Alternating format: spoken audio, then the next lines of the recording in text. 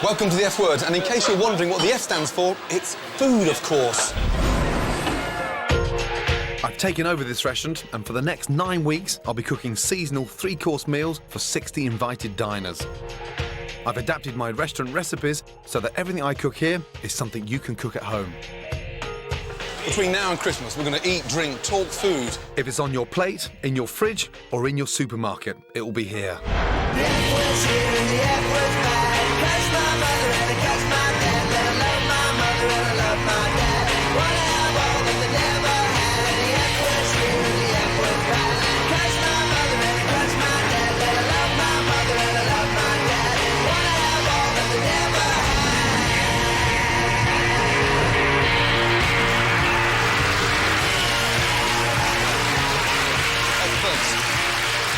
Right, Sarge, ready? Yes. Let's go, yes? And I want the foie gras nicely coloured, Ronnie, yes? Yes, Gordon. Let's go. Greg, taste everything. And we're working together, aren't we? Yeah. Well, it doesn't look like it, does it? This Saturday sees the launch of the National Vegan Week, and in order to help celebrate, we're doing an amazing starter of lentils, cooked with carrots, leeks and celeriac, finished with a slab of foie gras. Also on the menu tonight, a fantastic herb-crusted rack of lamb that you can make this weekend. Just 59 days to go, meet the F Word Restaurant's Christmas dinner. Anthony all over the stone! Oh, And I filled the place with women to launch my campaign to get women back in the kitchen. Amongst the diners is Martine McCutcheon, who can't even boil an egg. I don't have saucepans or frying pans. I don't own one. And I've got paper plates, because then I can just chuck it in the bin. I don't have to wash it. Let's go, let's go, let's go. Quick.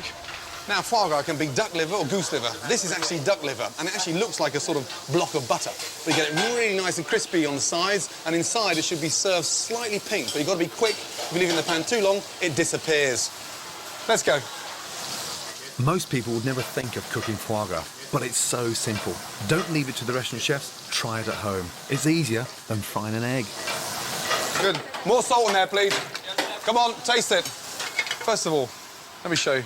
Don't worry about starting with oil, you know that. Because foie gras is 90% what? Fat. Fat. So why are you putting fat in the pan? Stupidly. Stupidly. Which piece of them would you put in first? The biggest. Why? Because it takes longer to cook. Good. Second biggest. Third biggest.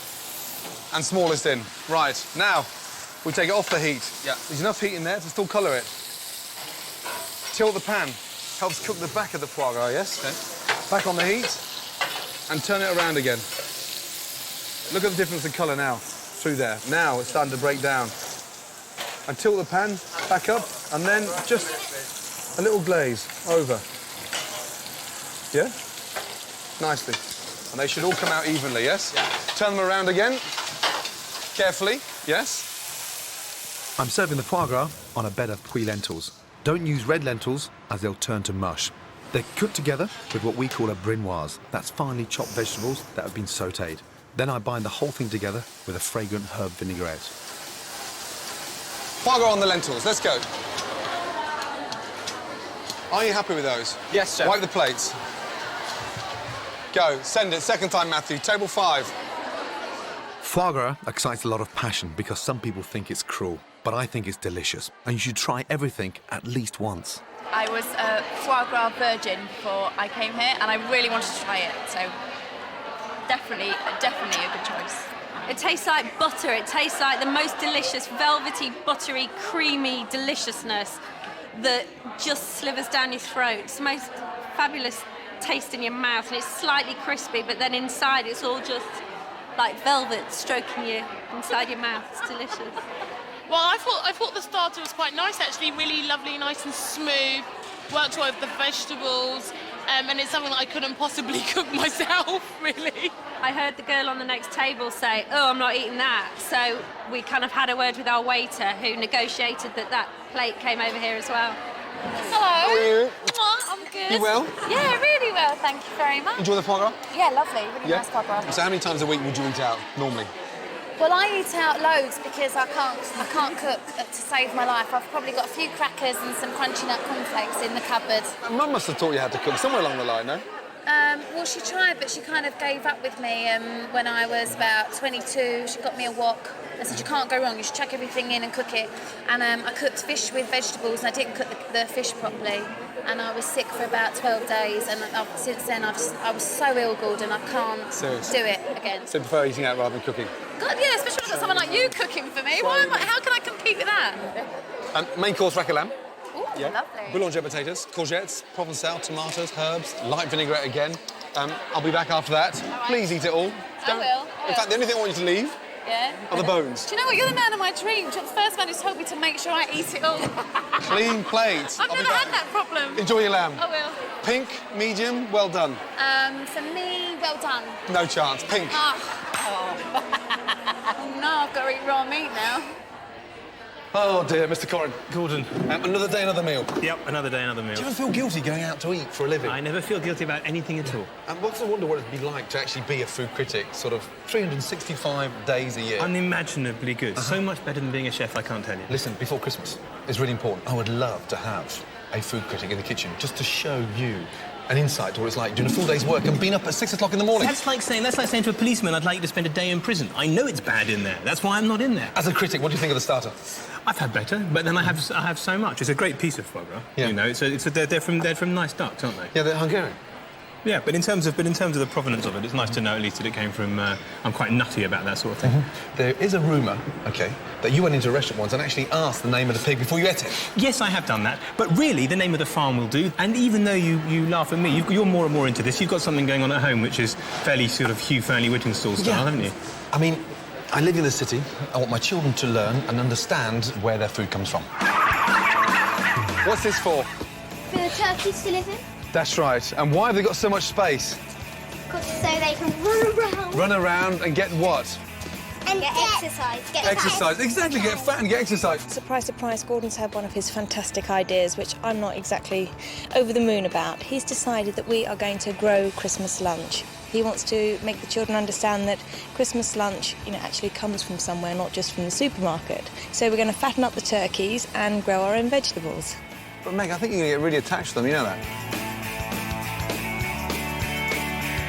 Holly, they'll be tough old birds.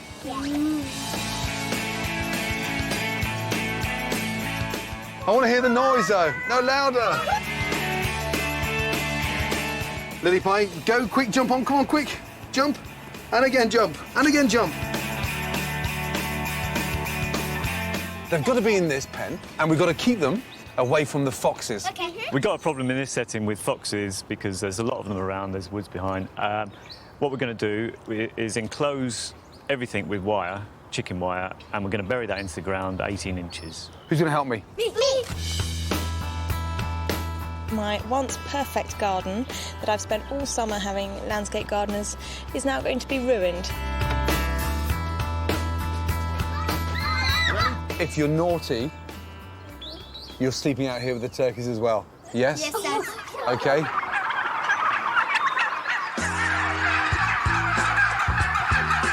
You understand why we're here, don't you? Yeah? We're going to choose 6 of these birds to take home, OK, to fatten up for Christmas. Are you hungry? Would you like to eat one?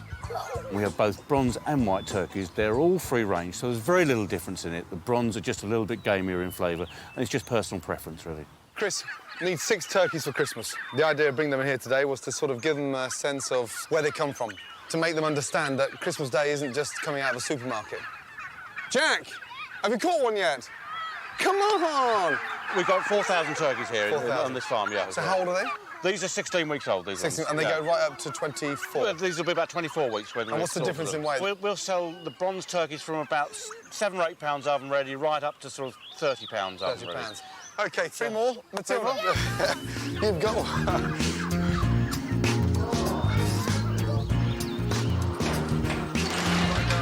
Bye, Chris. Thank you.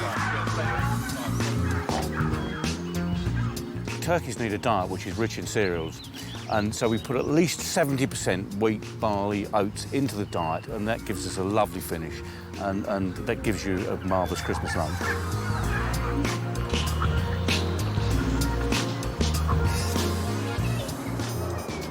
Tilly, Daddy's driving, they're shitting themselves. There you go. hold him then. Welcome him home.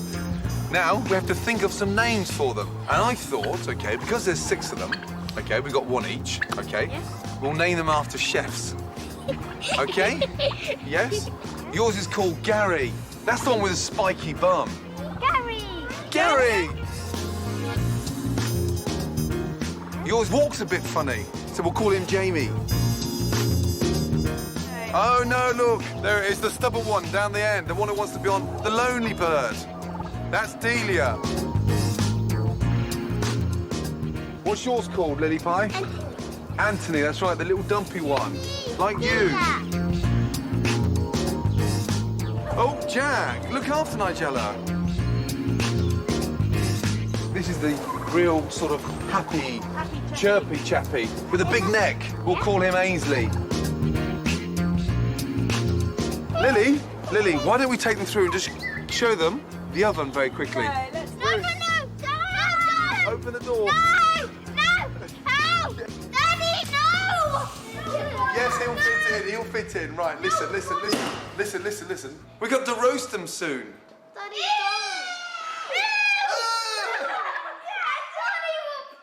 Anthony shit all over the stone! Oh, no! Hey! Oh. And let's just check he's underneath there, look.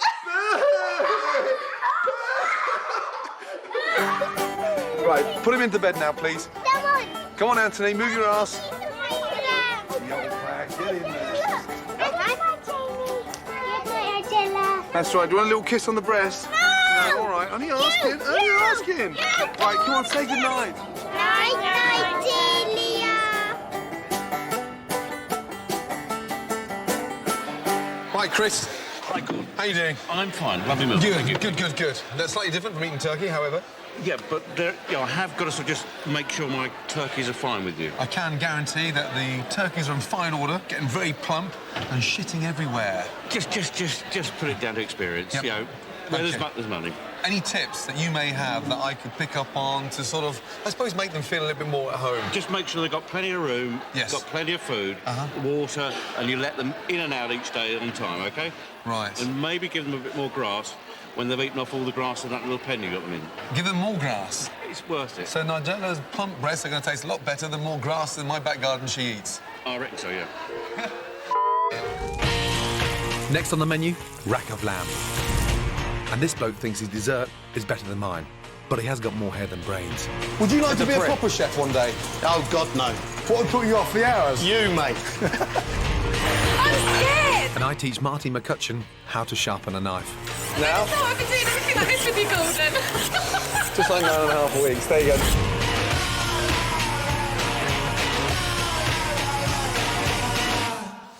Welcome back to the F Word, the place that you can find out everything you need to know about food. Next up is the main course. Season the courgettes, yes? Fresh basil in there? Yeah. I'll open it up and season it. Let's go. Main course tonight is the beautiful rack of lamb served with a boulanger potato and sauté courgettes with tomato provençal. And I'd never ever thought I'd ever say this, I promise. However, here's one I made earlier. Rack of lamb. This is the Rolls-Royce of lamb. It is every chef's dream to cook this.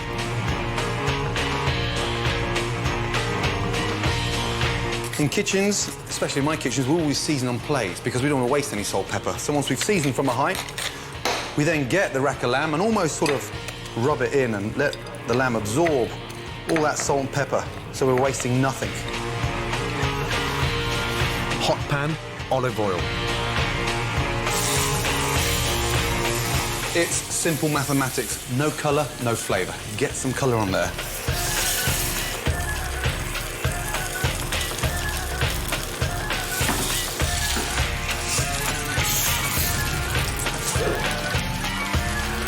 Skin side down, hot oven, 7 to 8 minutes.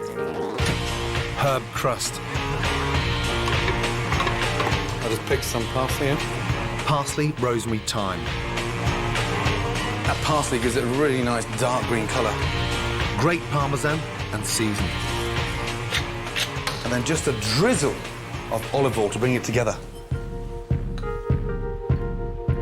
Blitz it.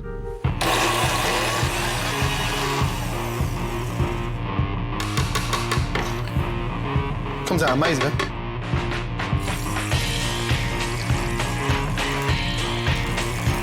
Firm weather spring, and it will be cooked perfectly pink. Dijon mustard. Whilst it's hot, the sort of mustard absorbs and melts quickly into the fat and just makes it a lot more flavoursome. And it's almost like sort of dipping your lolly in sherbet. Crisp the breadcrumbs, 3 to 4 minutes.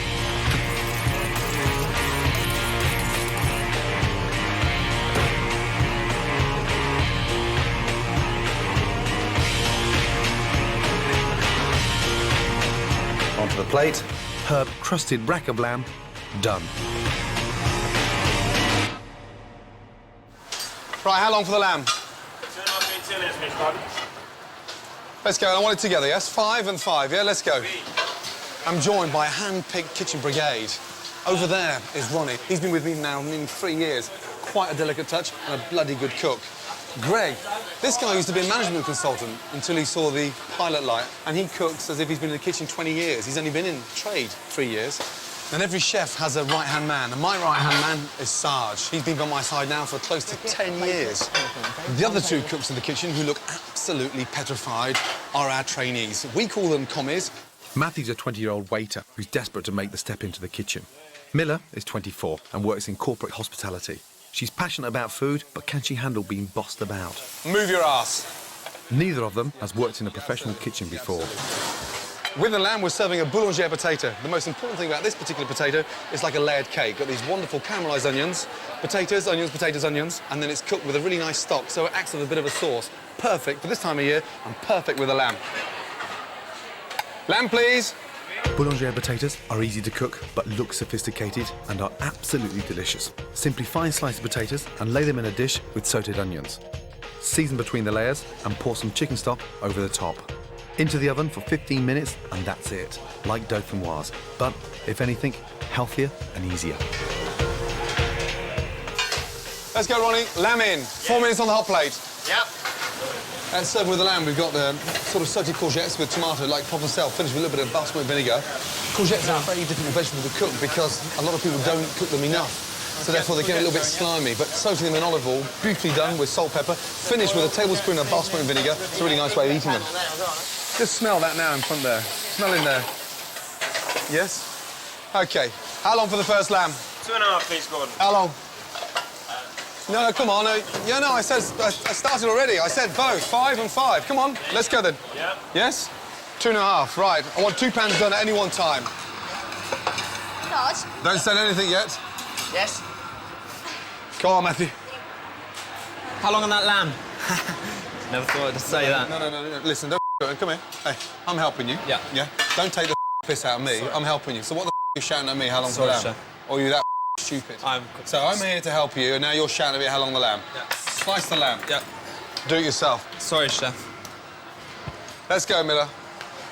Stupid. Pull the plates in towards you so you can see them all the way around. Shake the bottle, Miller. Shake the bottle. Why are we shaking it, Miller? To make sure it's emulsified. So, exactly. So it's evenly distributed. Come on, let's go. Right, let's go. Come on. Yes? Come on, Matthew. Start sending. Start sending, Matthew. Clean your plates. Come on. 6 on 5, Miller, yes? Matthew, 6 on 15, yes? Check what you're doing. Go. I've got 6 on 15, please. Let's go. So to follow, rack of lamb, pomme boulangère, and courgette à la provençale. It's enormous. Et c'est bien. Fantastic. Bonne continuation. Let's go. Work with both hands, Matthew. Speed up. Ladies, how are we doing? Yeah, good to see you. I'd like to see you with a bone in your mouth. Happy? Very happy. Yes, good. I thought it was lovely. The lamb was cooked to perfection. I love the lamping. You're going to finish that? Yes, I am. Yeah, I'll get upset if you don't finish it. You know that. How many glasses of wine have you had? Quite a lot. Quite a lot. Fantastic, yes? Good to see you. I was vegetarian until 2 weeks ago, and I'm converted 110% now. I did think it was a bit pink, but the taste is just fantastic, absolutely fantastic. Laughing and singing, hello. Oh, no, you devoured it. You finished it. Do you know what? I loved it. Serious? I've never had lamb rare before. I've always been a bit scared of the blood, but I love this. It's nice, not too much blood oozing out. No, and this time of year, autumn, has to be the perfect time. You said you don't cook at home. You must sort of cook something. Must be I don't know. I do toast, and I do scrambled eggs in a microwave. You put it in, I put a little bit of butter and a bit of sea salt in because it makes me feel like a chef. You cook scrambled egg? Yeah. In a microwave? Yeah. I don't have saucepans or frying pans. I don't own one, and I've got paper plates because then I can just chuck it in the bin. I don't have to wash it. Beautiful kitchen, nothing in No it. plates? Nothing. Microwave to cook scrambled egg in? Have you got any knives in the kitchen? A couple of normal ones, yeah. I'm going to borrow you just for 2 minutes. I'm going to show you something absolutely crucial in the kitchen. No. No. Don't worry about that now. Just for 2 minutes. Now, the most important thing about being in the kitchen, OK, is learning, OK, to sharpen a knife. Goosebumps. Oh, no. Your goosebumps where? There. They're absolutely fine. Right. OK, what's that called? That's a... Looks like something you measure rings on. Don't measure rings in the jewellers. Oh, shit. That's a steel. Okay. So we hold the steel now, left hand, and we sharpen a knife. That way you can cut your vegetables nice and thin, you can cut your meat nice and thin, you can slice your fish. Right, left-handed or right-handed? I'm right-handed. Yeah, OK, so... That's in my left hand, though. Hold that in that hand. There, right. Just nice and slowly. Bend the wrist and show some flexibility on the wrist. There you go. Nice and slow. Be careful you don't cut yourself. There you go. I never thought I'd be doing anything like this with you, Gordon. Just like 9.5 weeks. There you go. Now, bend that wrist. It's too stiff, the wrist. So you're left-handed or right-handed? I'm scared. That's What's wrong with your wrist? There's no flexibility in that wrist. There. Now, you... No. Grace it. Nice big, long strokes. Nice big, long strokes of the knife. And there you go. Close your eyes. There you go. There we go. Fabulous. All Why the do I way have to down. close my eyes? Yeah, no, because you just listen to the noise. Hear the noise. Okay. Yes? There we go. Yeah. Bit of There you go. rhythm. Look, there you go. That nice. There you go. OK. So now you know how to sharpen a knife. Is there anything else you want me to do? For now? No. Yay! I can go back. There you go. Jesus Christ almighty. OK, 5 lamb, yes? Oh, I thought, oh, God, he's going to get me to cut carrots really quickly with this knife. I can just feel it. He said that my wrist was too stiff. You probably weren't relaxed. I said, I'm scared. And he was sort of a bit of an innuendo with it, and I thought, I'm not happy about that. That would do me no good whatsoever. Your concentration phase. Oh, I know, but he said, close your eyes. I thought, oh, God, what's he going to do to me? I've got a knife in my hand. That's a brave man, to ask me to have a knife and sharpen it with my eyes closed. Yeah. That's a brave man. Gordon Ramsay, you're a brave man. Goodness gracious, I'm shaking.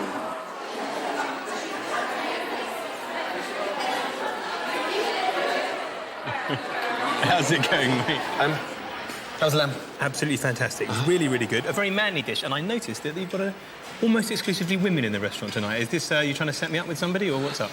I'm launching a campaign to get women back in the kitchen. Oh, you dog. Do you think they want to go there? No. And do you know what? I'm You're fed up right. with the customers coming into the kitchen. 90% of them now. Huh? They're all cooking at home. They're male. I'm amazed, though. You actually went to the lengths of commissioning a survey to prove Yes. your point. And this proved apparently that 3/4 of women who can't cook, it's not that they can't cook and they don't care. They can't cook, they regret it. I'm personally going on a mission now to invite every woman in the country, OK, to get me in their kitchen. I'm going to offer my services to the women of Britain starting tonight. Excuse me, sir. Our survey showed that more men than women find cooking a pleasure, while more women believe it's a chore. I've been out and about across the country, and I've been shocked by what I've found. And look, brand new pan, never been used before. The place is more set out like a cocktail bar as opposed to a kitchen. Over the next 9 weeks, I'm going to be helping women across the country to get back in their kitchens. Why can't you cook? I am a bit clumsy. I know how to do it. I know you're supposed to do that. I poisoned my best friend. Oh, dear. From steak and chips to Sunday roast, they'll discover the pleasure of cooking for their friends, their families, and themselves. Smells fantastic. It does. It never smells like this. And in return, I want to promise that each woman will say goodbye for good to meals of Chardonnay and crisps. How many tins of baked beans have you got? And hello to fantastic home-cooked food. I've never had that many people sat around my table. What about a round of applause, Mummy? Yeah, thank you, Mummy. Thank you, Mummy. Wait, tell the neighbours the kitchen's been used! The kitchen's been used! Right, well, Gordon reckons there must be millions of women in Britain who can't cook, and so he plans between now and Christmas to get as many of them as he can back in the kitchen. So he's asked me to tell you that if you're a woman and you can't cook and you think he could help, get in touch with us via the website. Better still, if you're a man and you've got a daughter or a wife or a sister who can't cook, let us know and we'll see if we can't do you a favour. And I tell you what, if you can cook, get in touch with us anyway, especially if you're single. Put my name on it. Maybe enclose a photograph. The production, the people on Star now, the people at Yeah, I can, yeah, you're right. Yeah. Ah, hello. Enjoy lamb? I love my lamb. Enjoy the foie gras? Fabulous. When was the last time you cooked in the kitchen? At the weekend. At the weekend? Yeah. Damn. When was the last time you cooked in the kitchen? A month ago. A month ago. See, Jane? Yeah. My campaign to get women Further back than that. To get women back in the kitchen. The campaign was launched because over the last 4 or 5 years, 90% of the people coming into my kitchen, and fascinated about the cooking, are not the women. They're sat at the table having wine and cocktails. Yeah, but that's because the men have got time to come into... You know, you can spend 24 hours marinading a gherkin, but women have got other things. Yeah, no, I we've totally got agree the kids, we've got the housework. You don't do the housework. Yes, When I did do you the not? Men have fallen in love with the kitchens. Women have fallen out of love with their kitchens. Well, these two are too young, but us two, we were the It's gonna be a generation... really good argument now, you know that. No, we were the generation, we were told we would be having it all. Yeah. We're not having it all, we're doing it all. Right. And we haven't got time to go cook. in the kitchen and ponce about marinading something for 24 hours. The only reason you can do that is because you've got a lovely wife who's at home with your Guantanamo Bay turkeys Guantanamo Bay. in the garden. Come on, Jane, you owe it to yourself. When was the last time you cooked? I haven't cooked for ages. I haven't got time. I'm make doing time. homework. I'm doing housework. Yes, school runs. I'm doing work. Yes, OK. I'm doing all the things that my husband doesn't do. My grandmother cooked because she loved cooking. She did all the things that you did without the washing machine Granny. and without the Hoover. Yeah, Without and anything else. done everything Jane just said, but Jane's saying now today's modern woman doesn't have to cook because they're busy. I think Rubbish. I think that one of the art and the pride of being a great cook is making that time. Don't go shopping. But it's not. Cook. Yeah, but it's not spending 3 or 4 hours in the kitchen. It's just cooking. Less time with the nails, less time with the hair, more time in the kitchen, Jane. The nails, can we look at the nails? Less time with the nails, less time with the hair, more time in the kitchen, Jane. Rubbish. Busy, busy. See ya. Dear, oh dear. Next on the menu, it's pudding time. Al Murray takes me on with his recipe for bread and butter pudding. Yeah, sounds disgusting. It's not disgusting. Giles Corrin goes in search of the truth about the drunkard's favourite, the doner kebab. The doner kebab turns out to be a gourmet production.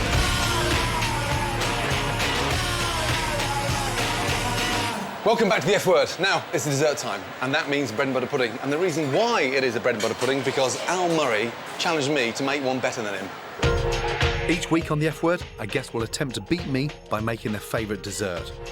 We'll each use our own recipe for the same pudding, and a panel of blind tasters will choose their favourite. The winning dessert will be served to the restaurant diners. Bring it on, Kojak. You haven't got a hope. Right, Mr. Murray, you really think you can cook better than me? Oh, yeah, Gordon. You're having a laugh, aren't you? No. This is, you know, dead simple. This is the whole Murray food philosophy. Simple. Keep it simple, stupid. OK, so it's a thick-cut loaf, currants, bit of milk. Yeah. Yeah, sounds disgusting. Is that it? It's not disgusting. So how many eggs you put in there? 3. You tight bastard. In my bread and butter pudding, I'm going to use 3 whole eggs and 3 egg yolks, so it gets really nice, rich, delicious custard. Can you stop watching me? Because I feel you're trying to steal my recipe. Would you like to be a proper chef one day? Oh, God, no. No. What would put you off the hours? You, mate. What do you mean, me? Well, you know, clearly plays havoc with a person, being a chef. I mean, I've hung out with Sarge a lot, and he's not normal.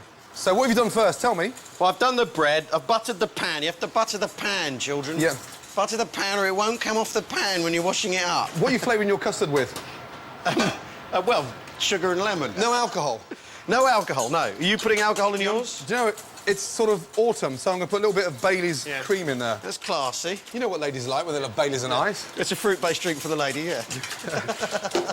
You know, and do you know what? It just makes that a little bit moreish. Yeah. Yeah? Yeah, I believe you. You see, my baguettes are 24 hours old. Are they? Yes. That's what I'd heard. So because the drier they are, yeah, the more custard they the absorb. more custard they absorb. Yeah, like you've got big, fat, stodgy bread. Yeah. It's not going to absorb any custard. It's going to like eating dry bread. Ow. You can't do that to our customers.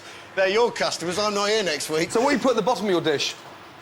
Butter, and then No, the bread, and then the just bread butter. on top. Buttered bread on top of the butter. You see, I'm like putting a that. little bit of surprise at the bottom of mine. Oh, that's exciting. Let's have a look. Let's have a look at what you're actually doing here. What's this? Dried cranberries. Oh, they're delicious. Aren't they? Aren't they? It's just a relief I've got cystitis, because it's exactly what I need. I know, come on. Hey, that's unfair now. I haven't tasted yours. That's good for the urinary tract, that is. Is it? Yeah, it is, actually. Have you soaked these? Yes. They're quite juicy. Just in hot water, that's all, just to sort of rehydrate them a little bit. Oh, right. So anyway, before I was so rudely interrupted, you get the custard, right, which I didn't bother cooking, right, because there's no point, it's going to cook in the oven anyway, right? He's complicating it again. And you pour the custard in, on top, you put the raisins on, I've got some raisins left. You see, this is how I cook in a haphazard manner, ladies and gentlemen. I defy anyone to argue with my bread and butter pudding.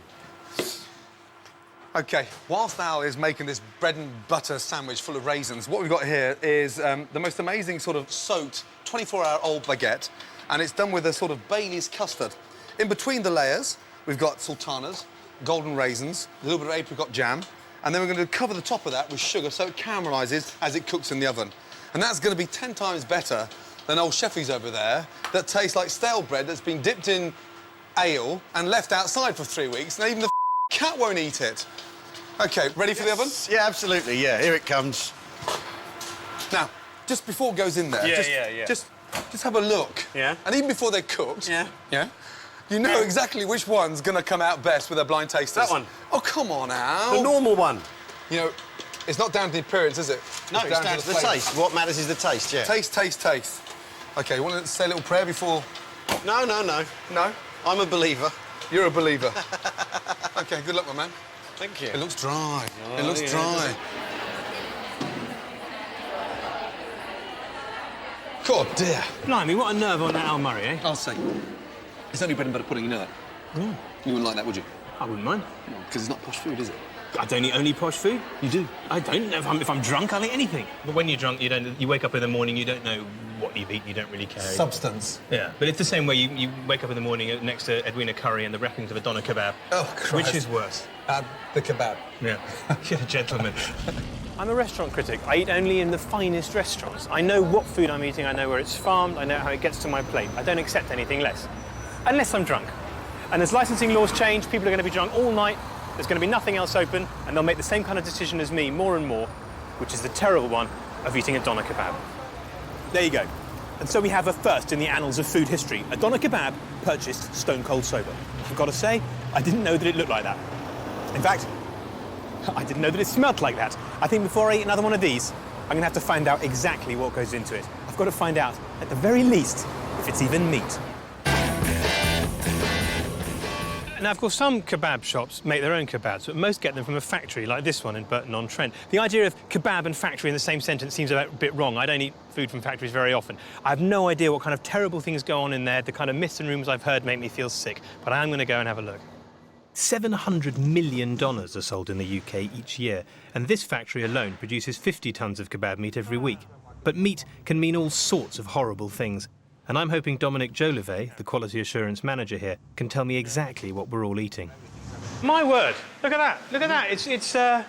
It's real meat. It's like a butcher's shop. I had no idea that anything even resembling part of an animal went into a kebab. Well, as you can see here, they're trimming up all lamb breast. Right. And the lamb breast is not being used by supermarkets or restaurants because... Very small, because there's not a high demand for it. As you can see, a bit fatty. Bit fatty. Very finicky to get, you know, nice chunks of meat out of. And the fact that this stuff would normally just get thrown away ends up in a doner kebab, that's a good thing. And is that the end of the story? What else? Are there other carcasses? There is other trim as well. I'll show you. We also use lamb fronts and shoulders. What happens is with these, the supermarkets sell the lamb cutlets and the legs. This is lovely kind of loins in there, isn't it? Well, these are what you call the neck end. God, there's a neck fillets, though. You can eat them nicely. Well, what we do with these, we take these out and we sell these as shish. I am getting closer to eating a doner kebab sober, I think. It is. It's fair to say, it's very, very good quality product.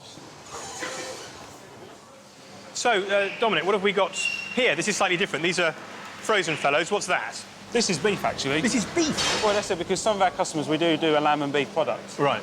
And would a customer in the street know whether it's... No, they probably wouldn't do it. Somebody who knows their kebabs would do. Yeah, because the point is that someone like me, who's very finicky about the kind of meat that I eat, lamb, it's very limited to how intensively you can farm it. Everyone's, reasonably safe with that. Beef, the beef market is slightly different post-BSE and everything, and people are a bit more worried about eating beef. It's odd that they would eat it without knowing.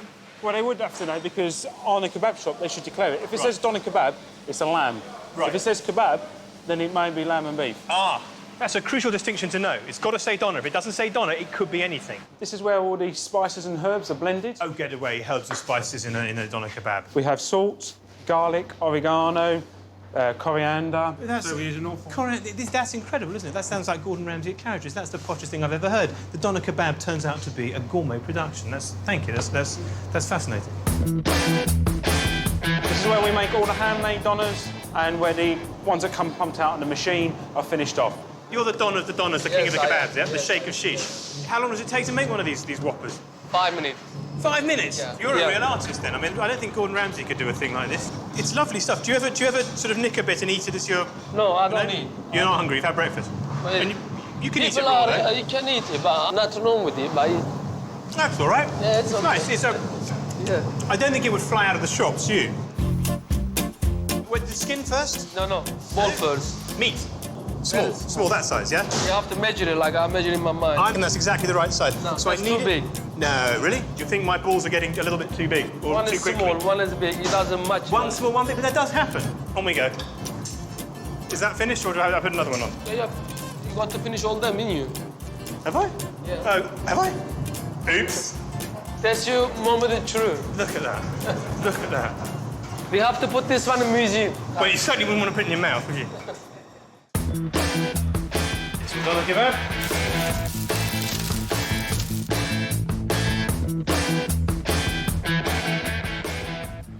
So here we are then, the first doner kebab ever built by a restaurant critic. As I suspected, it's fantastic. And having seen what goes into it, I have to say I wouldn't probably serve this kind of meat at my own table, but you know what? At least it's meat. I tell you what, Al, it's not just kebabs that Giles Corrins eats when he's drunk. You know that. Last time he came to my restaurant, we had to tell him the next day what he had for dinner. You're joking? He got so pissed, he phoned up the next day to sort of be told what he had the night before. That's fantastic. Outrageous. Yeah, absolutely. Bloody food critics. It's the moment of truth, the bread and butter puddings. Does yours look dry? Look at that first. Beautiful. Huh? And mine's not finished yet, Al. Oh, of course it isn't. No, but it's a little glaze, you know that? Yeah? Apricot jam let down with some water. Is that it? That's beautiful. That is perfect. God, dear, oh, dear. Are you going to dust yours with icing sugar or something? No. I can leave mine alone. Serious? You can't play with yours? All that can be possibly done with the bread and butter pudding genre here, Gordon. OK, Jean-Baptiste. Yes? Take the egg sandwich upstairs and take my bread and butter pudding alongside it, please. Yes? Thank you. Yeah, and make sure you've got some sick bags for the sandwich. Next on the menu, which is the winner? My wonderful bread and butter pudding or Al's bread sandwich? Time for the result. And the winner is... And I join Martine McCutcheon for coffee. I don't do journalists. You don't do journalists? Oh, no. You do chefs? Yeah. Welcome back. Now, for me, a very crucial time, because it's now the time to find out which dessert is the winner. Is it my delicious sumptuous bread and butter pudding, or is it that sort of sliced white bread egg sandwich of Al Murray's? Pretty obvious, isn't it? The moment of truth. It's important that the pudding judges know what they're talking about, so I tested the palates of our diners as they arrived. The ones who could recognise different flavours will go on to choose which dessert is best. They're blindfolded, so they're only assessing the food by taste. A lucky break for Al. If his was judged by looks, it would be disqualified straight away. I want you to identify these combinations. First combination. Ready, Ben? Open, wide, and in. And open wide, please. What is in there? What does that taste of? I don't know what that is at all. What's the fruit first? You should know what that is. Grape. Grape. Mm-hmm. Beef and apricot jam. Is it a fish? What does that taste of? Something fruity, anyway. Roast pork Roast pork with apple. with apple. Well done. So that is what? That's Apple. horrible. Was that it was really chewy and bouncy, like a slug or something. Off the spoon. Had that with my sushi last night. So that is what? Roe. Well done.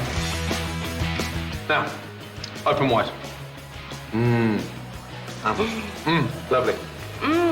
Okay. Here we go. I can taste strawberries. No, not strawberries, tomato. Cool, thank God you said that. Some kind of grass. Grass? I don't know.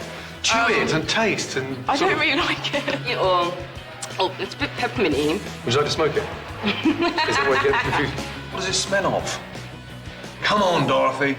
Definitely seafood. Seafood. Salmon? And... Take it all in. Good girl. What's that taste of? Mozzarella. Good, well done. What does it smell? Tomato. Tomato. What's the green leaf? Basil. Well done. Well done, well done, well done. The ones who got most foods right became our pudding judges. Let's see what they think. This is dessert dish number 1. Thank you. Fruity, soft. You don't like it? No. This is dish number 2. That's much nicer. Yeah, that is There was nice. a real difference. Real difference. You can actually smell it as The well. other one was a bit too soggy. The moment of truth has finally arrived. There is one winner, Of course there's one winner. and the winner is... Well done, man. Get out. Justice! Fantastic! Are you sure? They found you too heavy, actually. They found mine too heavy? Yes, indeed. That can't be true. I'm afraid it is, Gordon. So, well done, man. You know when you go outside this door, you turn left by the traffic lights? Yeah, it's called a job centre. Really, yeah. Dear, oh dear. Now... I can't believe that Al's monstrosity is going to be served in my restaurant.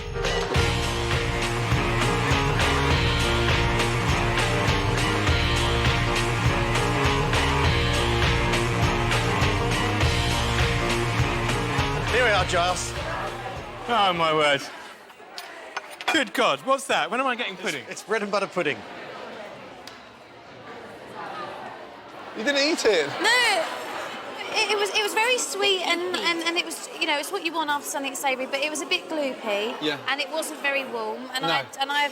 I don't like currants anyway. And I got more currants than anyone or whatever they are. So. You're quite a fuss pot when it comes to food. I kind of like to avoid dairy if possible. And I like to avoid bread. Bread? Yeah. Why? Just because it makes me bloat and I don't feel good in my skinny jeans. I'm still fascinated, finally, just to almost in my own mind understand why you weren't taught how to cook. Well, my mum did attempt it a couple of times, and after 4 hours of peeling a potato and then ending up with about that much, because that's what was left. Peeled it away from that. Yeah, and she just went, oh, for God's sake, and chucked it in the rubbish, and that was that. And I think that some people are just naturally gifted at it, and I'm not. I'm no good at it. If there's one perfect thing you'd love to learn how to cook, what would it be? A roast dinner. A roast dinner. Yeah. I'd Okay. love to be able to cook a roast dinner. That's one thing that I always love to. Lamb, beef, Probably beef. beef, And I want to do really lovely Yorkshire puddings, but there you go. roast potatoes. Oh, yeah. Yeah. Oh, yeah. I will come round and show you how to cook the perfect Sunday lunch, okay? Really? Absolute definite. But where do I get my saucepans and frying pan from first? You've got nothing of that in the kitchen. I've got my tray in the oven, still unused with the instructions in it. That's how I've never used the oven. I don't even know how to switch an oven on. I will bring all that with me, okay? Roasting tray, pots, pans, sauces, you name it, I'll bring china plates. As long as you promise me one thing, after I've gone, Yeah. you continue doing it. Okay. All right. Minimum once a month. No, minimum once a month. Yes? Once a month. Okay, once a month we're cooked. Once a month. Yeah. Okay. Oh. Shall we shake on it? Kiss on it? Okay. Mwah. Promise, yes? Yeah, once a month, promise. minimum. I'll Once a supply month. everything, you get in that kitchen and cook. Yes? All right. Yeah. So, what do you think, Giles? It's like a wallpaper page. No, it's not. No, it's true. I've never put up any wallpaper, so I wouldn't know. You wouldn't know. You've never done a day's And is this just work in your life. Is this grilled or is this just allowed to go stale? No, it's... You see, my grandmother made this. She was an Austrian lady. She liked the crunch. And when did you make it? 1943? Now you're beginning to upset me. You're on the verge of insulting my family. What always happens with restaurant criticism, it turns out that... No, because your grandmother was a great woman. Yes, she certainly was. And she endured the Blitz to give you this recipe. In your time, you've kissed the most amazing guys, yeah? Hugh Grant and Ross Kemp and there's one sort of knobby no-mates round here somewhere. Would you ever kiss Giles Corrin? I don't know who that is. He's a food critic, writes for the Times. Oh, he's over there, the one with the sort of hairy face. If you saw him, he's sort of helping co-present. He's a journalist and he's single. I don't do journalists. You don't do journalists? Oh, no. Do you do chefs? Yeah, I do. One last request. What's that? OK. I've never seen a sort of girl serve, tea the way you did at Downing Street. Oh, my God. Beautiful barmaid in EastEnders. Thank you. Just before we go, we've had the starter, we've had the lamb, we've had the pudding. I want you to help Jean-Baptiste, just on a few tables, serve some coffee. Are you serious? Like a proper waitress. I want to see what you're like naturally. If you can actually go around the tables with that etiquette. was acting. Yeah, I know, but... That's not really me. I've never been a waitress in my life. Watching you, serve teas and coffee is going to give me an insight to what it's like going round your kitchen, coming round. I'll give you an apron. But I've got high heels on. I'll just about That'll walk look in even them. better. Never mind. Oh, just a couple of tables. You just want to watch me yes. watch you pervert. Okay. Next week on The F Word, I'm cooking a pumpkin risotto, followed by monkfish with a mussel broth. I find out how to protect my turkeys from bird flu. And Joan Collins. Last time she was in my restaurant, I threw her out.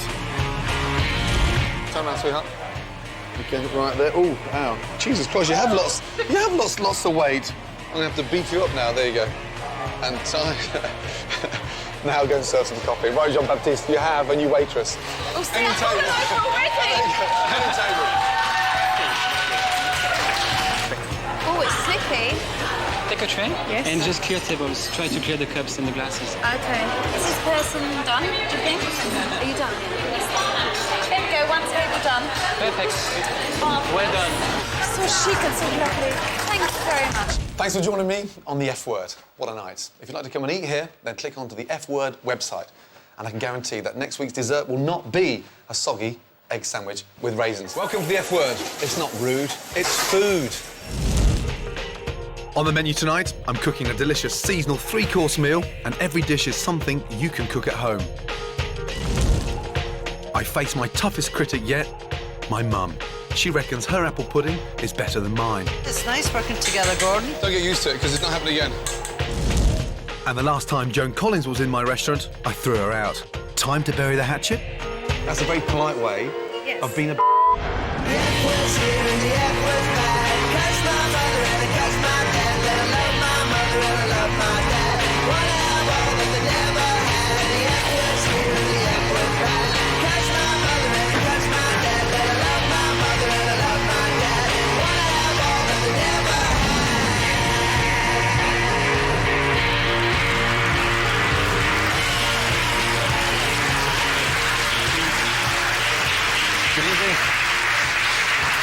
OK, Sarge. Anne's ready? Yes, Ronnie, ready? Yes. For me, the most important table is the first. Yes, sir. That starts to tell you what kind of evening we're in for. And we're in for what evening? A fabulous A fabulous evening. OK, 6 covers, table 15. 6 risotto, 6 monkfish, 6 dessert. Yes, chef. Thank you, let's go. Right, 3 and 3, yes? Here we go. We're back in the F Word restaurant, and between now and Christmas, each and every week, we're cooking for 60 special invited guests a delicious 3-course dinner. This week's all about pumpkins and bonfire parties, and now that the clocks have gone back, it's all about warm, hearty, classy comfort food. So for the start of this evening, I'm cooking the most amazing, delicious pumpkin risotto finished with wild rocket to give that really nice peppery flavour. Risotto, how long? 30 seconds, yes? That means together 30 seconds, guys, yes? Yeah? So a lot of people are scared of cooking risotto at home, but, you know, it's an amazing dish to cook, and once you've cracked it, it's so versatile. Pumpkin. We're using the pumpkin flesh in 2 ways. Firstly, to make a puree for the risotto to ensure we bring out the best flavour. But we also keep some of the pumpkin to one side. We dice it finely, and we'll add this to the dish later on to give it texture and bite. Make the puree by sweating down the roughly diced pumpkin in a little olive oil and butter. This evaporates the water in the pumpkin and intensifies the flavour. Why not use a lid? Good question. If I put a lid on that now, it's going to cause all the steam and water to go in there. I've left make it condense I've left back it down. vaporised around here, so the steam can come out. I don't want it watery. If you put a lid on that now, you've just got a watery pumpkin. Yeah. Tin foil in the centre, keep the heat in, and puree's quicker. OK, good. Now, the pumpkin, we're going to puree now, yeah?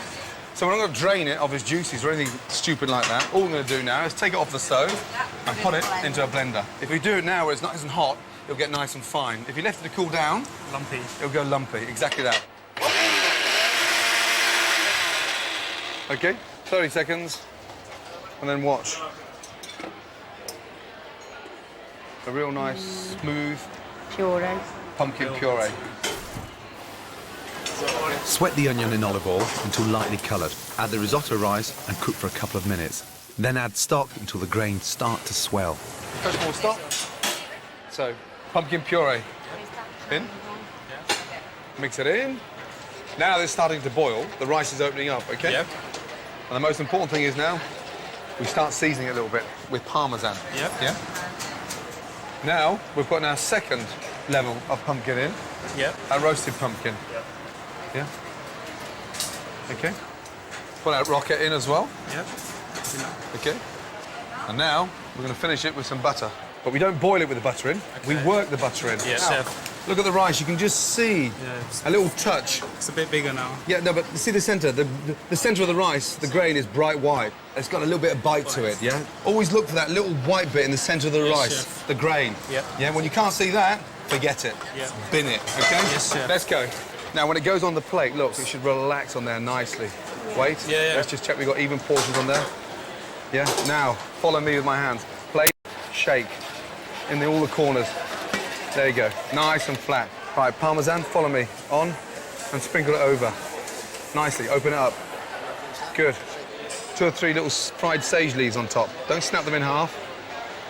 And then, finally, your sage butter. Over the top. Over the top. Right, are you happy with that? Are you happy with that? Yes. You are, yeah? Right, good. Table, please. My commie's happy, but what about our diners? The starter was actually, I've got to say, really nice once I got tucked into it, but I didn't like the smell of it. I thought it smelled a bit odd. I don't know whether I'll order it again, but I'm glad I had it. Good colour, very bright yellow. Canary, I like that. Brilliant, fantastic, really nice, really nice. Hello, Mum. Glad you could make it. Good to see you. That's You well? lovely. Yeah, it was very Yes? nice. How was the Very risotto? nice. Lovely. Yeah? Nice and light, nice, lovely flavour. Yes? Very Good. nice. Not too salty? No. No Pumpkin, this time of year, absolutely perfect. Perfect. Yeah, you could make something like that quite easily, couldn't you? Yes, I could. Yeah? Yes. I'm going to see you later for pudding. Okay. Yes? I'm not too sure whose, however. Thank you. Thank you. It's a big night. As well as my mum, Joan Collins is back in my restaurant for the first time in 7 years. She'd come in with a food critic who'd really upset me, and I threw them both out. Hello. How are you? I'm fine. How are you? I'm very on deep, thank you, darling. Good. Can I just say good to see you? It's good to see you and congratulations on this place. Looks fabulous. First of all, I've got something very important to say to you. I wonder what that could be. I'd just like to say a big apology. Oh. Because my mother, that dear lady sat over there, has never forgiven me on the back of me asking you to leave my restaurant. I just wanted to say sorry. Well, it's okay, Gordon. Listen, it's a long time ago.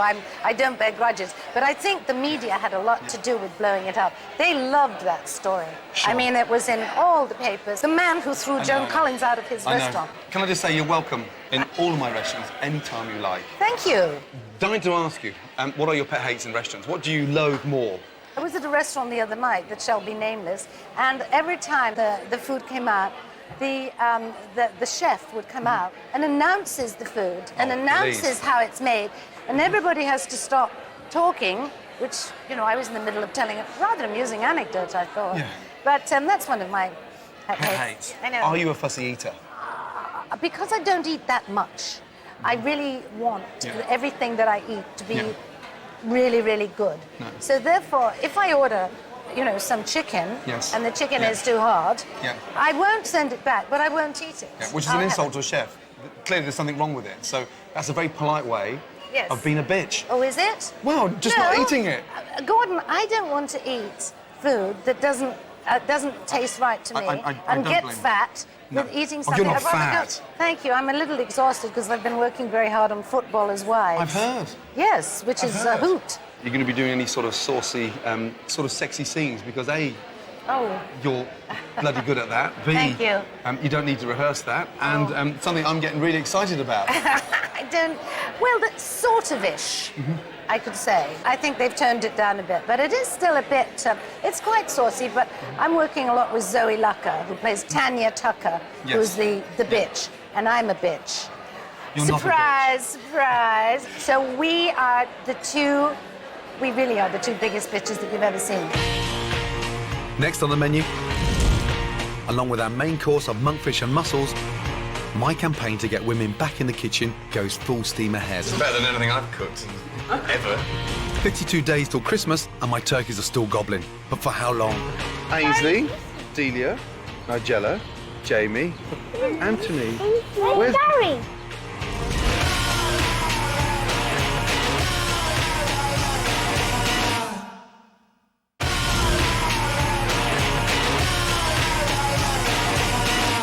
Welcome back to the F Word, the food show that puts its money where your mouth is. If you'd like to come and eat here, then check out the F Word website. Ronnie, I want monkfish in a pan, yeah? I'm not asking again, yeah? I want the monkfish in the pan now, yeah? Let's go. Time for the main course. Roasted monkfish in the most amazing mussel broth. Now, a touch of curry powder makes the combination warm, fragrant, and absolutely delicious. Here's how.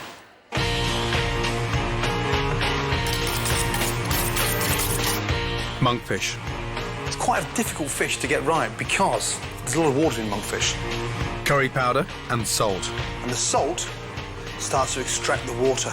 So when we come to roasting it, it doesn't boil. We get a really nice colour on there. Leave 5 minutes. Mussel broth. Thyme, bay leaves. Hot pan, mussels. Get your lid ready in this hand. White wine in.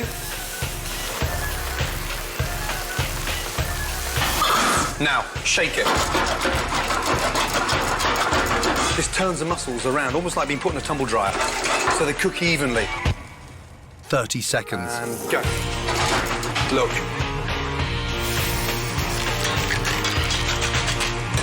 That's gold dust. Shell mussels. Lovely, look at that. Look, beautiful. Celery. Carrots. Leeks. Garlic. Saffron, salt, curry powder. But the secret behind it is that really nice little pinch of saffron that gives it that little bit of lift. Strain mussel juice.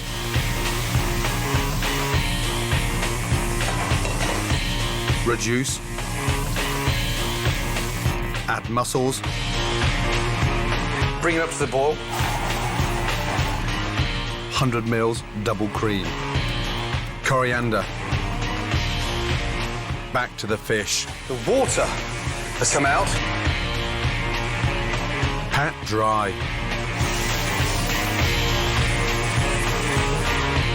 Amazing.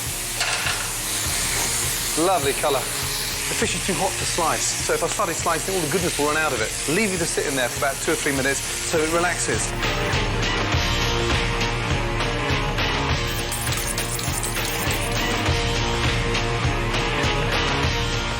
It's nice big chunky slices. Monkfish with curried mussel broth. Done.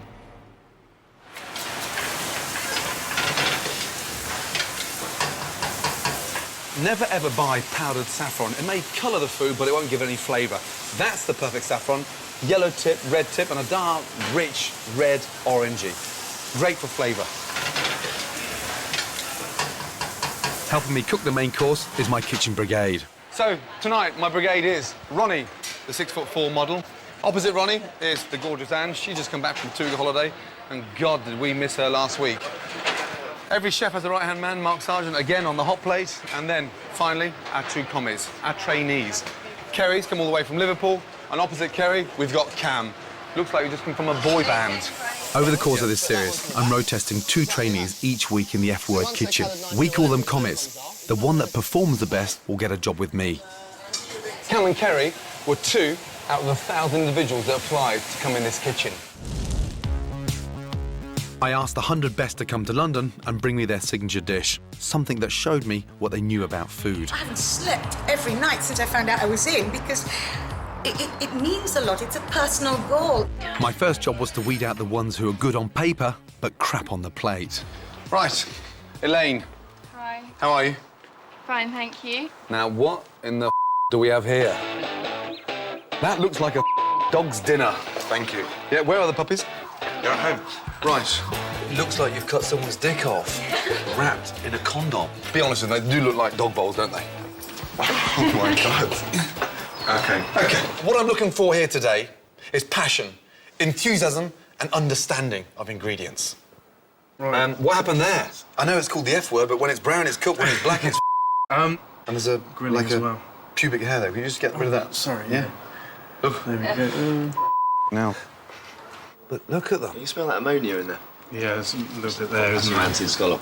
Oh, right, I see. You're on the verge of killing someone. I wasn't trying to kill him, although that would have made the headlines. I would have become famous that way. The guy who saw off Gordon Ramsay. I'm a vegan. I've been a vegan for 20 years. You're a vegan? Yes. Me. How can you call yourself a chef if you don't cook fish or meat? Well, I work in vegetarian restaurants.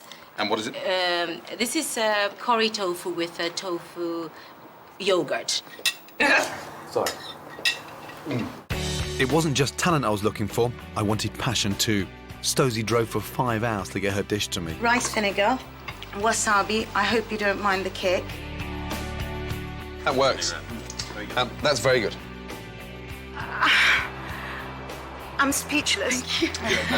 How are you? Phil started off washing dishes in a Liverpool restaurant. 8-ounce duck breast, cooked off to ping. Yep, well, you're 19 years of age. I know about a dozen 29-year-old chefs that can't cook that good. Yeah. To work in Gordon's restaurant, it would mean a lot. Be a massive honour. I'd get a lot of experience. Hopefully he can teach me everything he knows. When I'm looking for new members of staff, I want to see that hunger. And you can see it in the back of their eyes. You can really feel their sort of, ambition, their determination. I want to be Gordon's protege because I know I can run that kitchen with him. Kerry, just stand back 2 seconds. What in the have we got on? I'm sorry. Not even very well hung, are you? It's done beautifully. Okay, thank you. And like I said, you can tell there's a lot of care. Yeah. Because you're very precious at what you do. Yeah. The way you dress, the way you look. Thanks very much. And the fact you haven't got a bloody spot on your face pisses me off. Not a wrinkle, a dimple or anything. Are you sure you want to become a chef? Yeah, I'd really like to be. Are you mad? Getting through the interview process was the easy bit. Now the question for my commies is, will they stand the heat of the kitchen? I want you to slow down. I'd rather you be slower and thorough than fast and scatty, OK? Because right now, you're making me feel nervous. At the moment, I'm feeling stressed out. Can we light this back stove, please, Ange? Good. And turn it round. Yeah, put it on this stove here, please. Now I want 6 in there, Ange. What's he doing? I can't speak any more plain English, but, I don't know what's going on at the moment. Mark, can you do it, please? Yeah. No, put that pan in the oven. Yeah. Put that pan to wash and get 4 more in there. The atmosphere in the kitchen is very hot, very stressful, but still enjoyable. Spinach, please. Right, Kerry, come here. Kerry, I want you plating up. Ronnie? Yes, Gordon? I want 4 more away now. 4 more, Ange, 4 more away. Go to the furthest plate, please. Thank you. Good. Watch first. 2 nice bits of monkfish on top of the spinach. 1 nugget on top. 3, yes? Take your time. Don't panic. Stand still and go, please. Very nice, yeah? Well done. Go. 15. Slowly.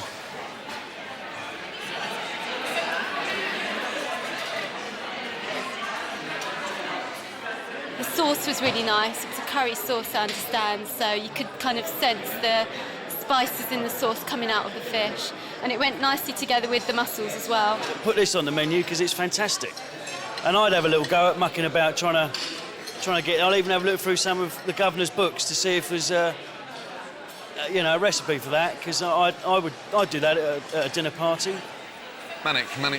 Right. I bet you'd never, ever thought you'd see Joe Connors in one of my restaurants again, would you? I never thought I'd see any woman in one of your restaurants again.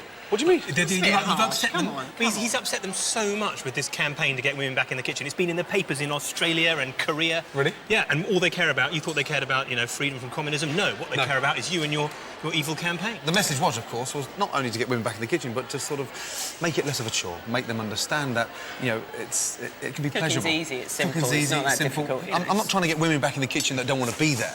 You know, I'm trying to, you know, get women in the kitchen that are excited and interested in food, as opposed to sort of tiptoeing over it and investing in a ready-made meal. The infamous survey which you had commissioned, one of the things wasn't it, was that the women who couldn't cook, two-thirds of them regretted the fact they couldn't cook. And also, they're not being taught it. No one's taught it in schools anymore. No one knows a basic thing like how to make a soup or anything like that. You know, it's off the curriculum. You know, it's ridiculous. So many women have actually missed out on the opportunity of learning, and that's the crisis. The ones that have sort of, I don't want to learn how to cook. You know, I'm 21.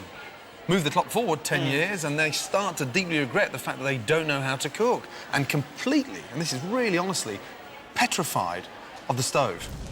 Jim and I had decided to get married, and so we'd invited our respective parents round to meet each other for the first time. The one I remember was this big fish pie that's sort of become sort of slightly legendary. It was just fish slop is what it was. He needed a straw. Well, it did have a sort of detrimental effect on her confidence in the kitchen, maybe. And, you know, the fact that she's not cooked again in 9 years probably bears that out, I'd say. You know, obviously, because I'm a doctor, I'm always pontificating to patients about the sorts of diets they should be eating. She gives out a few lectures to her punters about, you know, eat 5 bits of fruit and veg a day or whatever, and I've never seen a vegetable in her hands. Hello, good morning. Hi. How are you? Fine, thanks. Kitchen. That is what I use For? the whole time for my food. Sausages with mash. Sausage with mash, and this is a ready-made meal. This is basic sausage and mash. Yeah. But the whole thing's full of ready-made meals. Yeah. But you're a GP. I know. Yeah, with a phenomenal reputation. Yeah. That gets to see patients each and every day, that helps coming up with remedies to make them feel better and better about themselves. How can you do that with a freezer packed full of ready-made meals? It's completely hypocritical, because I know what is in those meals is not great. Most important thing now is not just about your confidence. Yeah. It's about doing something that you can easily put together. Yeah. Coq au vin. It's just like a really nice red wine sort of chicken casserole. Excellent. Very simple. Great, that's what I need. Today we're going to put some lardons, bacon. What are lardons? Bacon. Oh, right. That's like bits of bacon, Okay. onions, mushrooms. As it gets more and more into the winter, you can put swede in there, carrots in there, leeks in there. To serve with a coq au vin, just a really nice, straightforward, creamy mashed potato. Lovely. How many's coming round? 3 plus me and Jim, so 5. 5. So that's enough for 5, that size. All we've done now is seasoned the chicken with salt and pepper. Yeah. Lightly dusted it with flour. Yeah. And when we put the flour on there, it helps give it colour. Yeah. And it starts to thicken the casserole. Shake off excess flour. Okay. And then just into your olive oil. The more colour, the more flavour. Yeah. Good. And I want you to fry off the lardons. Good. Now, tablespoon of olive oil in there again. I want you to get your onions in there this time. Do they need to be chopped, or they? No, we're going to put them in whole, I think. Okay. Yeah? We don't mess around with chopping onions. Pan nice and hot. Right. OK? And mushrooms in, yes? Push towards you, I'm going to pull back, but wait.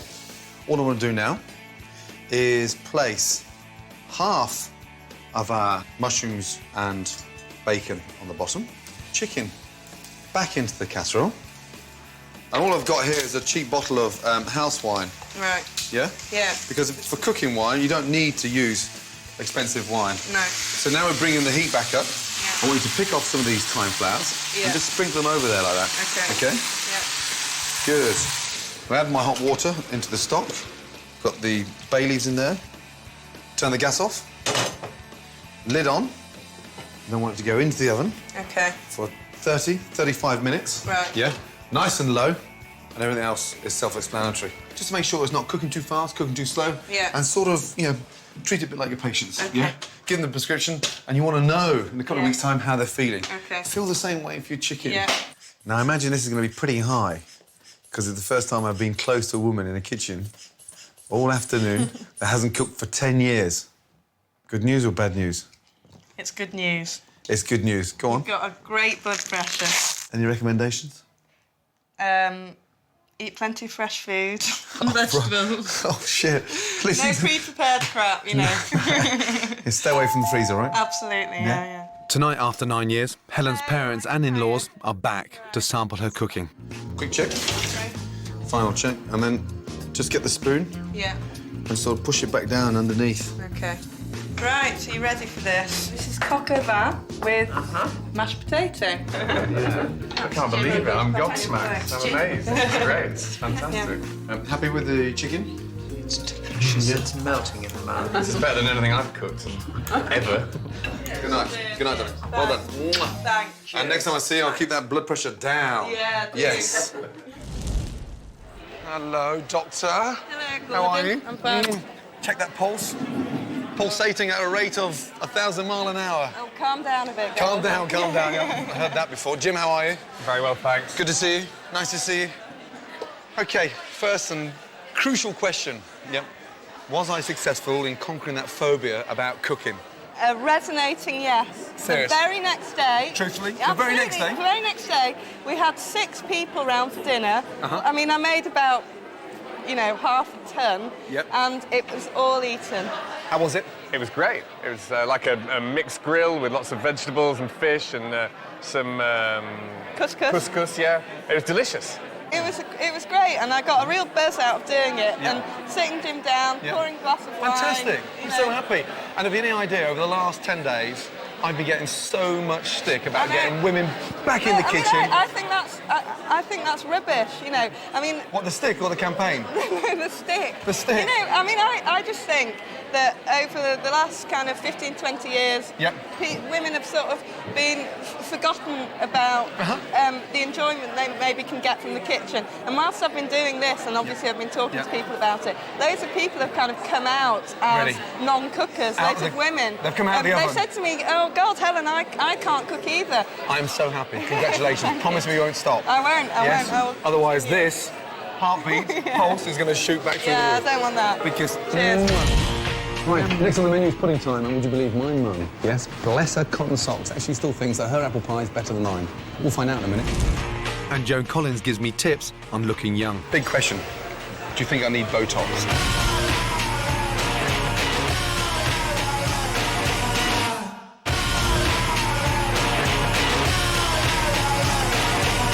Welcome back to the F word. Now, tonight, yes, my mum and I are actually going to go head-to-head with our apple puddings.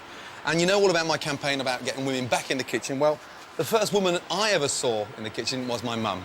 And for some bizarre reason, yes, against my 21 years' experience in a professional kitchen, she still reckons that her apple pudding is better than mine. Just a woman's thing.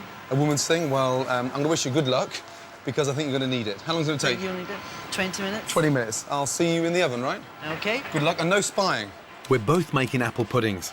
Mine's a new twist on Eve's pudding. And for Mum, I'm not sure what she's doing, but it does have apples in it. Now, Mum, what's it like being in my kitchen as opposed to yours?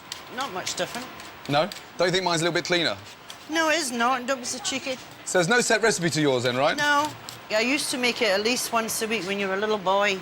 Right. I'm actually doing an Eve's pudding. Bit of a classic Eve's pudding. We're peeling these Braeburn apples. We're going to cut the apples into quarters and then actually caramelise them in a little bit of butter.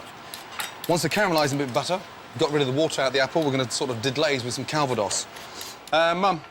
Yes? How you doing? I'm fine. Do you want a hand? No. Let's see what you're doing. In there I've got my currants, yeah. Here I've got my apples. I've just peeled the apples. I'm going to take out the cores. Then I'm going to... Well, I don't want you looking at too much, yeah? No. No, well, otherwise, in case you start getting a little bit more... Why have you done this and why is almonds there? Look, it's almonds. Yeah, almonds. I'm going to put the almonds on top. Do you know the traditional recipe for Eve's pudding hasn't got your fruit soaked in it and it hasn't got almonds? No, what I'm trying to do, Mum, is a bit of a modern-day version, do you know what I mean? Huh? Not the kind of thing you'd take down the bingo hall. There's nothing wrong with taking you down the bingo hall. Look. What is this that? is an old Delia Smith's recipe of Eve's pudding. Right, yes. Delia doesn't put alcohol on her fruit. No, OK. And she doesn't use fruit, it's just apples and a sponge. OK, well, normally Delia saves her alcohol for half-time. Is that not too high? No, it's not too high, Mum. That's fine. The fire alarm will go off. Dear, oh dear. It's nice to have you back in the kitchen again. Yeah, it's nice working together, Gordon. Yeah? Yeah. Don't get used to it, because it's not happening again. No, I know. Yeah, all right, good. Right, tell me what you're doing in yours. I'm just going to stew mine. Pastry, you've put at the bottom of the dish. Will that work? Of course it does. Yeah, all right, I'm just asking. Don't get arsey. Dear, oh dear. You don't have to swear. No. Mum covers her apples with a meringue topping, while I cover mine with a light sponge mixture using flour, eggs, sugar, calvados, and the zest of a lemon. And we pour this mixture on top of the apples and bake in the oven for about 12 to 15 minutes. But before we put it in the oven, we get some almonds, some icing sugar, dust it, so as it starts to bake in the oven, it caramelises with really nice almond texture on top. Right, Mum, how are you doing? There you are, Mr. Ramsay. Bring it over here, please. Yes. Next to mine. Do you know what, Mum? I've got a really good feeling about this one, you know that? What, for me? No, but for me, you know, honestly. I think for me. Huh? Look at the difference there. And this is payback time for all that grey lamb you served me for those years. The moment of truth. Yes. Ladies first. Thank you. OK. The proof is in the eating of the pudding. Yes. OK, there you go. Good luck. Good luck. I think you're going to need it. No, I think you'll need it. OK. Good. Right then, the chef's challenge. You were beaten last week. Yep. What about your mum? Well, first of all, I don't like losing. You know I hate losing. You know how competitive I am. A bit weird having your mum in the kitchen. That's where it all started from. That's the first woman I ever saw in the kitchen was her. So, a bit spooky, but however, you know, she's fine. Leaving that aside, yes. How's Christmas dinner coming along? Sadly, bit of bad news. Gary, recently, has been sick as a pat.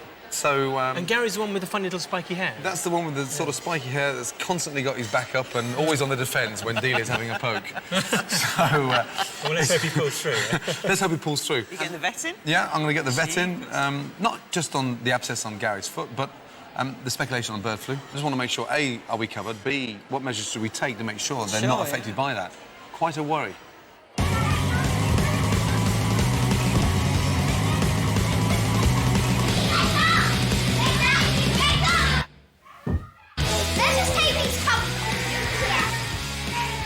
Yeah, OK, we'll get up. OK, we'll get up, OK. And Meg, make sure Daddy makes me a cup of tea. You're so lazy. OK, let's go. Thank you. I want you guys cleaning it out, fresh water. Really? Yes? Well, of course we've got to help clean. Right, Jack and Holly, you get the water. Matilda? Yeah, you start cleaning out this one in here, please, yes? I'll open the gate. Quick! It's a very special Christmas for us this year. We've got the 6 turkeys. The children have responsibility of fattening them up for the Christmas table and really learning all about it and where our food comes from. Ainsley, Delia, Nigella, Jamie, Anthony. Where's Gary? Gary's been unwell for the last couple of days and there's a problem with his foot, so I'm slightly concerned about it. I'm going to get hold of the vet and actually find out what the problem is. Morning, Peter. Morning. Thank you for coming down. That's fine. Pleasure. Slight crisis on our hand. Gary's been limping, so he's been sort of coming in and out of the pen, but sort of hopping. Can you pick him up for me? Is that possible? Course. This is an abscess here in the bottom of his foot. Oh, really? This is called bumblefoot. He's got an infection in the base of his foot here. I think at the moment it's probably worthwhile just keeping an eye on that because it may settle down on its own. And obviously these are food birds, so we don't want to load them with lots of antibiotic. The other concern, of course, was avian flu. Sure. Should I be concerned about it? I think we've got to be concerned, but here in this environment, the risks are quite low. So the kids are in here 2 or 3 times a day. What's the sort of most important rule for them? Well, the catchword here is biosecurity. The contamination for these birds is going to be either from the wild or from you bringing contamination in. So it's very important, really, to have sets of Wellingtons for the children to wear that they just wear for in here. Sure. If you go out and you're out in an area where there's wildfowl, you could be walking through duck poo, and you could bring that contamination back in again. They need to wash their hands each time they've handled the birds. We're under the impression that droppings are the main threat. Really? And I think it's very important that you cover this area so that these birds are not having their area contaminated with bird droppings. No. Thank you, Peter. No problem. Liddy, this way down. Walk down, that's it. Not the world's greatest DIY. Will that take my weight? He fall on one of them that already be dead before Christmas. Hold this end down here, please, mate. Right, Holly. Daddy, it's not coming. Here you go. Daddy, I can't hold it any longer. OK, I'm just coming. Give me 2 seconds, OK? Quick. Hold on to it, Lily. Jack, what are you doing? Jack. Oh, shit. See, now they're covered up. We're keeping the turkeys out of the wet and bringing down the risk of any possible avian flu. Not bad. Let's keep the area nice and dry now, yes? Right, hey. Hands washed, wellies off, let's go. Hi, Peter. Hello, Gordon. How are you? I'm very well, thank you. Just like a bit of an update, really. Bit of bad news, Gary. Well, the only thing we do, I had looked in this morning, and he is still lame, so we've put him on antibiotics. Antibiotics? Yeah, and he's going to be on those for a week. How long will that stay in his system? We have to leave 8 days clear, so you've got plenty of time. Really? Unfortunately, if he stays lame, we may have to say goodbye to him, I'm afraid. What do you mean say goodbye? Actually, kill him? Yeah. Poor Gary. But we'll get him on antibiotics, and hopefully that will do the trick. Peter, thank you. All right. It's good to see you. Take care. Take care. OK.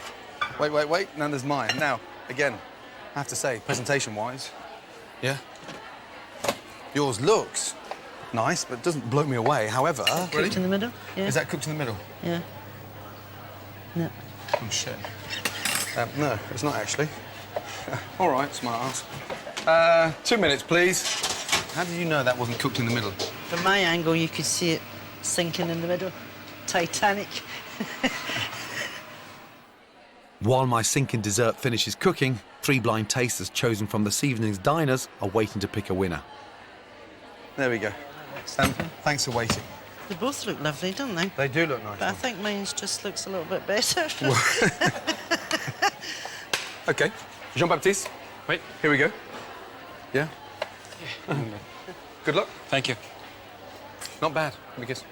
This is pudding number 1. Oh, that's very nice. It tastes like, you know, brandy butter that you have with Christmas pudding. That's what it tastes like to me, actually. Some of the pastry's a bit dry. I don't usually like raisins, but I quite like these. I think because I can taste a bit of that. All jokes apart, do you actually think you're going to win? Yes, I do, yeah. You do, yeah? Yeah. Pudding number 2. Thank you. Oh, it's completely different. Very sweet.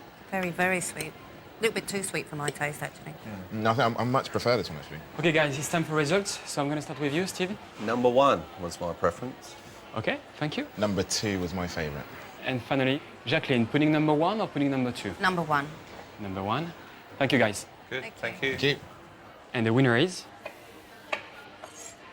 Well done, Gordon. Excellent.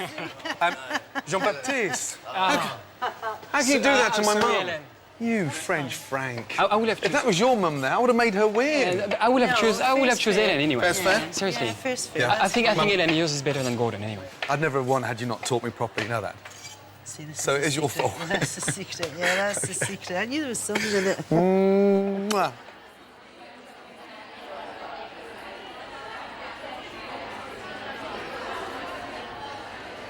Hello. Dying to ask you, do you cook at home? Of course. Yes. And what was the last meal you absolutely. cooked?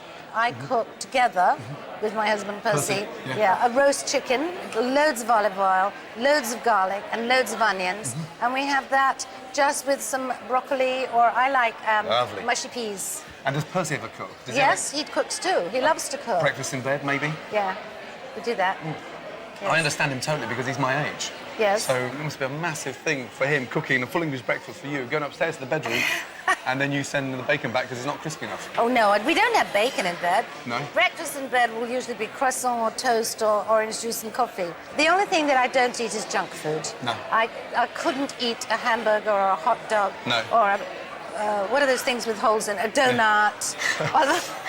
I couldn't eat one of those to save my life. You'd make a great female chef, you know that?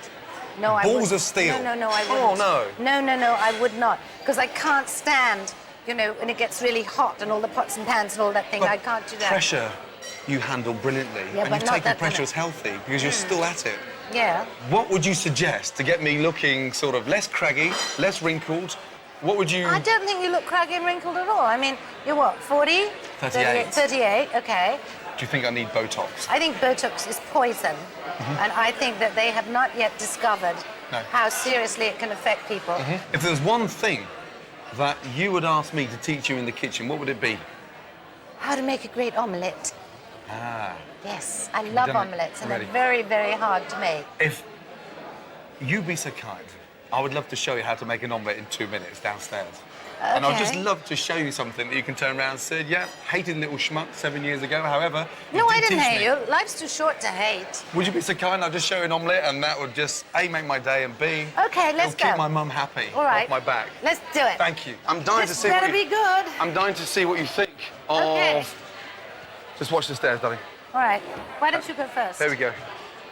And cooking an omelette is actually quite sort of straightforward.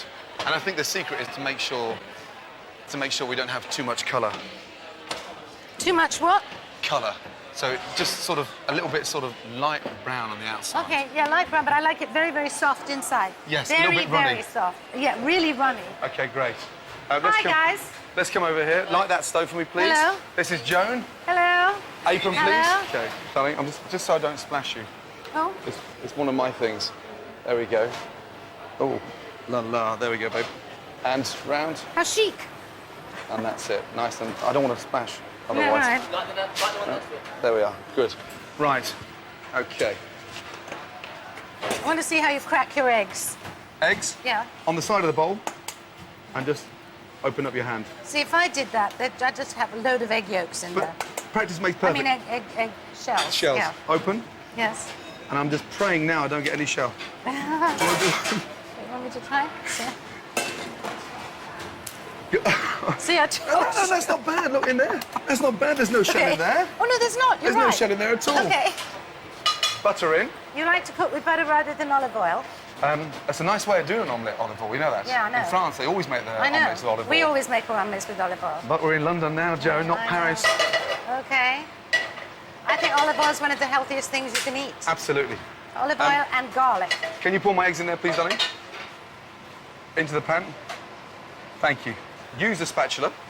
Oh, the spatula. And My just, God. because what it does, it helps to clean the side of the pan. What kind of a saucepan is this? It's an iron saucepan, right? Yeah, it's just or a non... skillet, as I Yeah, call that's, it. I haven't heard that word for ages. Looks Salt, delicious. pepper, Looks like please. scrambled eggs. So far, so good. No salt. Gonna do it right now. Not too much. If I put it in too early, it turns the eggs a little bit grey. Oh, really? Little sprinkle of cheese for me. A spoonful of cheese? Just a spoonful of cheese, and just sprinkle it on there. Palette knife, please. This is the exciting part Now, for me, why folding.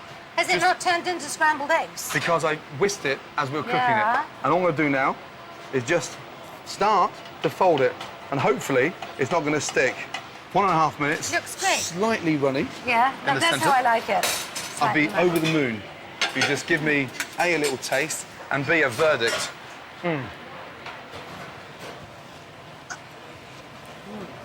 That's really good. Really, you had just the right amount of cheese in there. Yeah. Marks out of 10. Oh, definitely 10. 10. And 10 is out of it as 10. good as Percy's or better? It's as good as. As good as. I think you've been an absolute sweetheart. Thank you, darling. It's been fun. Next on the menu, Service, please. my mum teaches me a thing or two about serving desserts This is easy peasy, isn't it? I don't know why you got all stressed out about it. and how to get a 3-course meal for literally nothing. It's a little bit bruised, but I mean, that's a banana.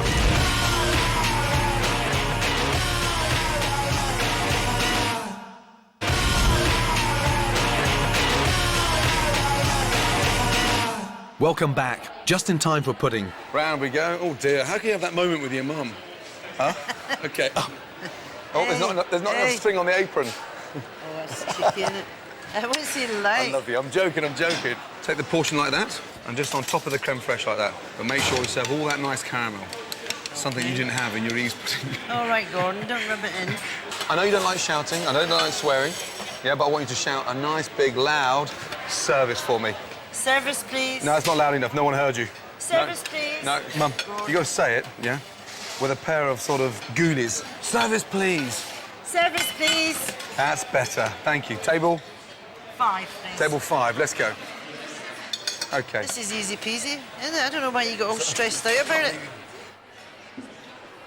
My mum's happy, but are the diners? It was the texture that I absolutely loved about it. It just was perfect for me. I thought it was absolutely gorgeous. I loved the texture. I thought the nuts on the top were gorgeous. It wasn't too sweet, but it was just very, very enjoyable, light and perfect to end the meal. Right. What do you think of dessert? It was fantastic. You enjoyed it? Yeah, I'd love to have tasted your mum's, I must say. Yeah, but you were happy for once? Over the moon, yeah. Would you have paid for it? Of course not. Of course not. Right, Giles, when you're not freeloading in restaurants, what else have you been eating this week? When I'm not doing my job in restaurants, eating because I have to... I'm glad the way you call that a job. What have you been doing? This week, I've been eating from dustbins. I've been living the life of a freegan. A freegan is a person From a dustbin? From a dustbin. A freegan is a person, you would say, rather like me, who never paid for their food. But they do it by going round the back door of restaurants, sandwich shops, supermarkets, and going through the rubbish, which is usually huge amounts of really good fresh food, which gets thrown away to serve the great capitalist beast. I'm terribly sorry to take you away from Gordon's delightful restaurant and bring you to this revolting, stinking rubbish heap. But there's food here too. A third of all the food that we produce in this country is thrown away and ends up in a place like this.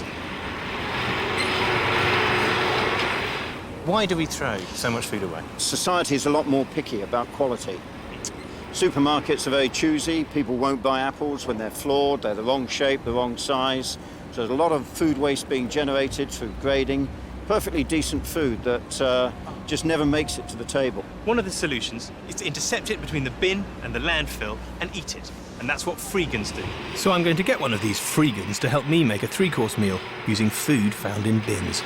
It all started, I think, when I was breeding pigs, and I realised then... My God, you didn't eat what the pigs didn't want to eat. No, I didn't eat what the pigs didn't want to eat. I used to collect waste food and give it to the pigs. Right. Oh, OK, so... And it was then that I realised just how much food was being thrown away every single day by every single outlet. What kind of bins are we talking about? So, right, what we have here is a bin of a typical central London supermarket, and inside, you can be pretty sure there'll be some food. OK, so what we have here is a lot of bananas. We have a lot of bananas. So, you know, it's perfectly good. It's what you'd expect to find on anyone's fruit table. I mean... Look, that's packaged. But my hands are a bit dirty Bananas have a nice... It's a little bit bruised, but I mean... There's nothing wrong with that at all. See, that's the kind of thing you can eat straight from a bin, isn't it? Absolutely. Well, I suppose so, yeah. So look, Trisham, the point is that with these bins have not been that promising. It's not been a particularly good time. I've got this box that I want to fill. And do you think there's any chance that we could we go somewhere else to some slightly more upscale bins? I really fancy like a chocolate cheesecake. Someone's been here already and left all the bags open. Do you shop every day for it, or do you bring it home and put it in the fridge? Well, same as you. I go shopping every few days, only instead of going shopping, I get it out of a bin and I'll take it home and I'll do just what you do. I think you've caught a dud there, Giles. Yeah. I think that's a rub. Caught a dud. It takes a certain amount of expertise. Apparently up here there's a place which always leaves loads of really fine food out, so we're going hunting. My God, look at that. Sack. Extraordinary. Absolutely full. We've got buns, we've got sandwiches, we've got cheese. So my three-course meal, let's start off with a possible salad then, as a starter. That would go. Starter. Avocado and mozzarella salad. Quite nice-looking mozzarella. Okay, tuna, is that any good for you? I mean, I don't know if it was line-caught dolphin friendly, so I won't touch it. If you're going to kill an animal, to put it onto a food shelf, the very least you can do is eat it. Yeah, exactly. I mean, it's some respect. It's what Flipper would have wanted. So after not very long rummaging with my newfound freegan friend, I have assembled not just a meal, but a banquet fit for a king. Wasn't able to find a table, so having a nice picnic on the grass. And I'm going to start my meal with a spot of sushi. I'm going to have a little bit of free soy sauce. The chopsticks came free. Okay, next up we've got some salad, a bit of balsamic vinegar and cheap olive oil. That's perfectly decent. I've had worse in many a high street chain brasserie, for which I probably paid 7 or 8 quid plus service. There's very little service here, you don't have to tip the dustman. Oh, it's pasta under there, very exciting. This is a pasta and cheese salad with an unidentified brown thing, but you always get unidentified brown things, even in Gordon Ramsay restaurants. You're watching the nation's foremost restaurant critic eating rubbish he's found in bags that's sitting on the floor in a city park. No stronger message could be given about the waste that is being thrown. That Giles Corran will do absolutely anything for a free dinner. Tight bastard. Next week on The F Word, roasted loin of venison in a chocolate and red wine sauce. And I try the rare delicacy, gannet. I can't believe I'm actually going to eat something that looks like a dirty pair of pants. Christ almighty. It's like something out of an alien film. Yep. And more news on Gary. Will he make it till Christmas?